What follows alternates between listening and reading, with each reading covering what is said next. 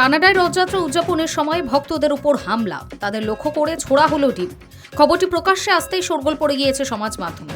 ঘটনাটির কড়া নিন্দা জানিয়ে বিদেশ মন্ত্রকের মুখপাত্র রণধীর জয়সওয়াল বলেন, এই ধরনের জঘন্য আচরণ খুবই দুঃখজনক, সামাজিক সম্প্রীতিতে আঘাত। সম্প্রতি সমাজ মাধ্যমে এই সংক্রান্ত একাধিক ছবি ও ভিডিও ছড়িয়ে পড়েছে। সেখানে দেখা যাচ্ছে কানাডার অন্যতম বড় শহর টরন্টোর রাস্তায় রথযাত্রা উপলক্ষে একটি শোভাযাত্রা বেরিয়েছে। আনন্দে মেতেছেন ভক্তরা। জগন্নাথ দেবের উদ্দেশ্যে দেওয়া হচ্ছে জয়ধ্বনি, বাজছে গানও। সেই সময়ে আচমকাই তাদের দিকে উড়ে আসে একের পর এক কাঁচা ডিম। তারপরই সেখানে উত্তেজনা তৈরি হয়। সূত্রের খবর, নিকটবর্তী একটি বাড়ির ছাদ থেকে ডিমগুলি ছোড়া হয়, কিন্তু কে বা কারা এই হামলা চালালো তা এখনও জানা যায়নি। সে দেশে পুলিশের তরফে এখনও পর্যন্ত কাউকে গ্রেফতার করা হয়নি বলেও খবর। ঘটনার কড়া নিন্দা জানিয়ে বিদেশ মন্ত্রকের মুখপাত্র রণধীর জয়সওয়াল বলেন, উৎসব চলাকালীন হামলা চালানো হয়েছে।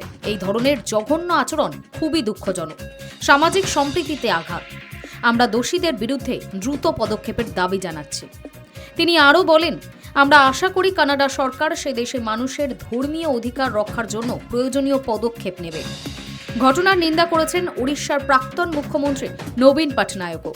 তিনি তার এক্স হ্যান্ডেলে লেখেন, কানাডায় রথযাত্রায় ভক্তদের ওপর এই হামলার ঘটনায় আমি মর্মাহত। প্রভু জগন্নাথ দেবকে অপমান করা হয়েছে। এটি ওড়িশার মানুষজনের কাছে বেদনার কারণ। Hi news network.